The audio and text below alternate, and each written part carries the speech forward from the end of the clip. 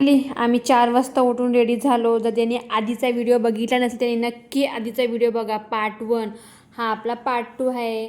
आम्ही आता रेडी होऊन चालत चालत जात आहे. बिचारा माझा पोरगा गुणाला सगळं वजं त्यांनीच त्याच्या अंगावर घेतले. ही आमची येडूबाई. येडूबाई ग माझं भिल्लू. पप्पू पटकन बोलते येडूबाई नाही फुग्गीबाई फुग्गीबाई. हा चालला बाई. कुठं चालला झोका गेला. अरे पप्प्या काय करतोयस तू? बॅग घेऊन पडशील. कुठं ऐकतोय पोरग हे. आगाव बेनच आहे. आगाव बेन परी फुगली. मग पप्प्याच्या ऐवजी मीच बसली आणि मला झोका द्यायला लागला पोरग माझं.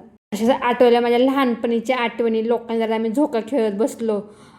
मी आणि पोरग आम्ही दोघं खरंच ग येड्यागिरी केली ग. आम्ही दोघांनी खेळत बसलो. जायचं सोडून आम्ही इथंच खेळत बसलो. चला निघूया. एकतर आमच्याकडे गाड्या नसतात. आलो आम्ही फायनली चढून वरती. इथे गाडी आहे भांगलनीची गाडी. जिबडं म्हणजे भांगलनीच्याच बायका. आम्ही नाही जाऊ शकत. आता येईल दूध गाडी. आता बघा दूध गाडी येईल. किती फास्ट आली दूध गाडी. आता आम्ही दूध गाडीत बसलोय. आमची आईसाहेब आणि आमची येडूबाई म्हणजे आमची परी फुग्गीबाई पुढे बसले. कारण की आईची तब्येत चांगली नाही ना. ही दूध गाडी सकाळी लवकर येते सगळ्यांची दूध गोळा करायला. तीच गाडी आम्हाला खाली जायला. म्हणजे आमचं डोंगरात गाव आहे ना, खेडं गाव आहे ना, त्यामुळे आम्हाला वरती यायला गाड्या नाहीत. सेपरेट गाडी बोलवायची म्हणजे एक गाडी एका झटक्यात 500 रुपये घेते. एवढं कुठनं आपण गरीब माणसांनी पैसे आणायचे. बघा कसा आमचा रस्ता आहे. उतरताना आमच्याकडे गाडी आहे ना, गाडी बंद करून आणतात. उतरताना पेट्रोल पण लागत नाही. तुम्ही मागचा माझा व्हिडिओ बघितला असं का? तुम्हाला मी डोंगर दाखवलं होतं. असा बघा आम्ही डोंगर उतरून आलो. तुम्ही डोंगर दिसते तुम्हाला? ते बघा डोंगर. आम्ही उतरून आलो. आता आम्ही चाललो खंडवायला. एस टी पकडली. आता आम्ही दूध गाडी सोडली. तिथून आम्हाला एस टी भेटली. तिथून आम्हाला म्हणजे खाली ताळल्यात येऊन आम्हाला पाऊण तास तर लागतो. हे पण डोंगरातच. देवी सगळ्या डोंगरात असतात बघा. ते बिचारे बस ड्रायव्हर किती वाकडी तिकडी स्वतःला वाकडं करून आम्हाला इथं पोचवलंय. दिसलं का? आता आम्ही फायनली आलोय खंडवाईच्या मंदिरात. ती बघा बस. त्या बसमधून आम्ही उतरलो. आता आम्ही हळू चाललोय. बघा पुढे आमची येडूबाई आहे ना, आमची आऊसाहेब पुढे जात आहे. किती छान मंदिर आहे बाबा. एकच नंबर. आमच्या आईचं माहेरचं मंदिर. वटी भरायला आले अधिक महिन्यासाठी. तब्येत नाही चांगली पण वटी भरायची आमच्या आईसाहेबाला. बघा चालता नाही येते पण टेकत जायचंच आहे. जुनी माणसीच अशी असतात. हे आमचं आगाव बेनं आणि मी येडीबाई जिचा तुम्ही व्हिडिओ बघत आहे. जे खंडवाई देवी प्रसन्न. किती सुंदर परिसर आहे ह्या देवीचा यार. किती आजूबाजूला छान शांत वातावरण. चला आपण घंटी वाजूया. देवीला प्रसन्न करूया घंटी वाजून. चला तुम्हाला तिकडे देवी दाखवते. देवी म्हणजे माझी आजूळची देवी. म्हणजे असं म्हणतात की अधिक महिन्यात देवीची वटी भरलेली चांगली असते. म्हणून आमच्या आईची इच्छा होती की नाही चल माझ्या मागं लागली वटी भरायला. चला म्हणलं आमच्या आऊसाहेबाची इच्छा पूर्ण करू. आपण पाया पडलो आहे. हळूहळू आतमध्ये जाऊ आणि वटीचं सामान म्हणजे सगळं ताट भरायला लागेल. ताट पॅकिंग नाही सॉरी ताट असं खण नारळाची वटी भरायला लागते देवीला. आमच्या आऊसाहेबांनी काय सामान आणले बघूया जरा अशी आपण. चला आता ताट पण आमच्या आईसाहेबांनी भरलेलं आहे. आता आपण जाऊ देवीची वटी भरायला. आईने दिलं माझ्या हातात. नाही तूच भर. आली आता एवढ्या लांब स्वतः वटी भरायला मला म्हणते तूच भर. इथे भेटले तिथे पुजारी म्हटलं आतमध्ये तुम्ही जाऊ शकत नाही. आमच्या आई म्हणते आम्हाला जाऊ द्या ना हो. आम्ही एवढ्या लांब ना आलो आहे. आम्ही हळूहळू वरती गेले. पुजारी बोलले की तुम्ही बाहेरच ठेवा वटी. आम्ही नंतर हे करू म्हणजे आम्ही ठेवू. माझं पोरगं आगोबेनं ऐकतं का? गेलं ना मंदिराच्या आत. तिथंच मी वटी ठेवली खाली. नशीब तेवढं तरी करून दिलं आम्हाला. आम्ही पाया पडलो. माझी आई आणि मी मागितलं माझ्या पोरांसाठी, नवऱ्यासाठी, आईवडिलांसाठी, सगळ्यांसाठी सुख शांती. सगळ्यांना चांगलं ठेव. आयुष्य दे. आमच्या आईने आमच्यासाठी म्हणजे माझ्यासाठी बाई माझी आई आजारी आहे तरी पण खाली वाकून पाया पडे देवीच्या. ही दोघं पोरं माझी देवापाशी पण भांडतात. चला आपण आता बाहेर जाऊया. तुम्हाला आता बाहेरचा आपण परिसर दाखवते. आता बाहेर जाऊन आपल्याला 2 ठिकाणी एकच ठिकाणी वटी भरायची. इथं देवीचं नाव नाही माहिती मला, पण इथे पण आपल्याला वटी भरायची. आई म्हणली इथे पण वटी भरायची. म्हणलं चल बाई तुझी इच्छाप्रमाणे.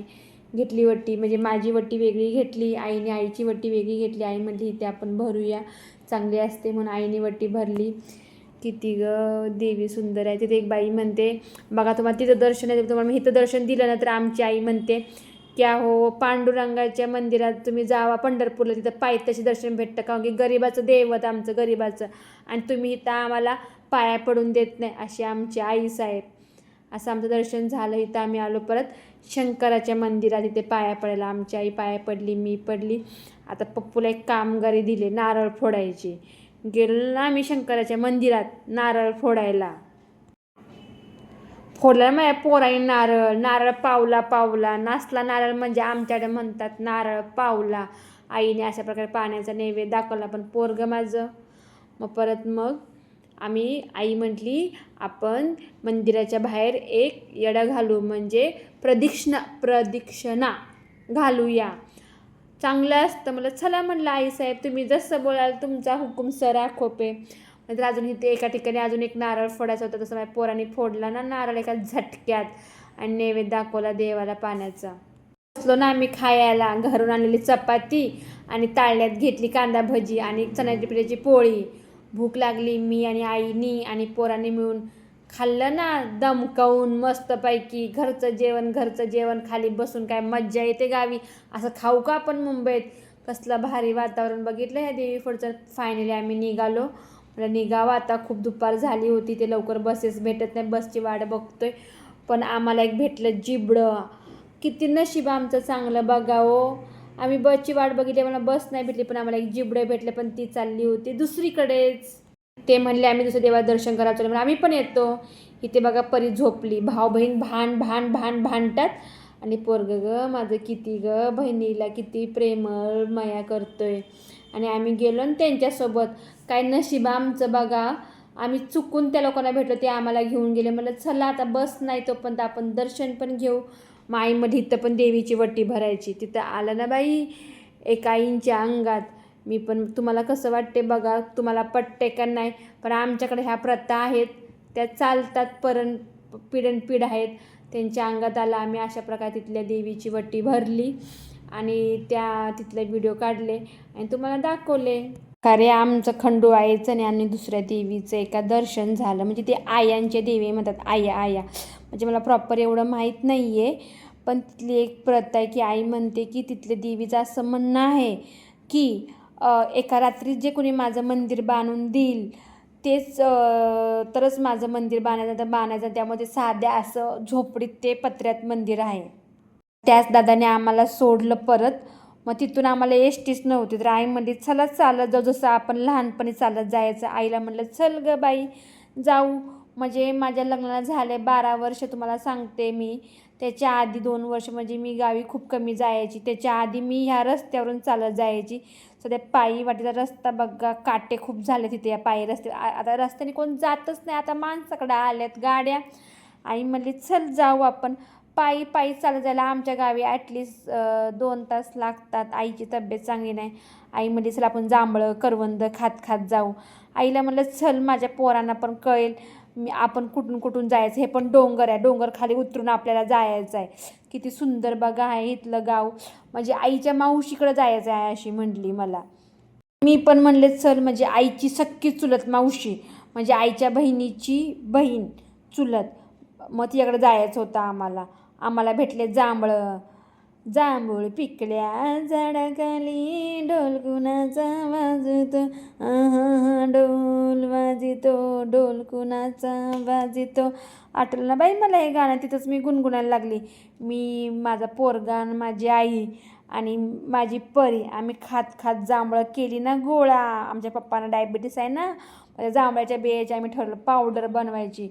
मग जांभळं खाल्ली मस्तपैकी. आता आई म्हणली चल ग बाई विद्या. आई ही बघा माझी परी थकली, अंगावर घेतले तिने डोक्यावर. तिने कधी चालली नाही ना ती. पण पोरगं माझं नाही, माझं पोरगं लय पोरगी पण माझी कठीण आहे, पण तिला आम्ही लाडात वाढवले ना म्हणून ती थकली. आईच्या मावशीकडे जाणार आम्ही आता. आई म्हणली आपण तिकडनं फणस घ्यायचा आणि मावशीकडे जायचं. मावशीकडे जाऊन फणस घेणार आम्ही. फणस ही आली पाबळवाडी, आईच्या मावशीचं गाव. आई एवढी खुश, मग तिला चालता येत नव्हतं. मावशीकडे जायचं, तिला तुरु आमची आईसाहेब चालायला लागली बाई. माझ्या फोनचं लागले चार्जिंग संपलं. आम्ही सकाळपासून बाहेर आहे. जेवढा वेळ चालेल तेवढा वेळ व्हिडिओ. आलं ना बाई मावशीचं घर आमच्या. थकलो ग बाई, लय थकलो. खूप वर्षानंतर आले आईच्या मावशीच्या घरी. चला आईच्या मावशीचं घर तुम्हाला दाखवते. जास्त काही तिथे व्हिडिओ बनवता नाही आला. तिथं मावशीने दिले ना आम्हाला आंबे खायला. आम्ही कच्चून चापचून आंबे खाल्ले. हे बघा मावशीने दिले आम्हाला फणस 2 डोक्यावर घेतला फणस, हातात घेतला फणस आणि चालली मी माझ्या माहेरी. पोराला आली माझी दया ग, माझ्या पोराने घेतलं माझ्याकडनं पिशवी. आमचा दिवस संपला. खंडोळाचं दर्शन करून आणि आम्ही चाललो घरी पायी.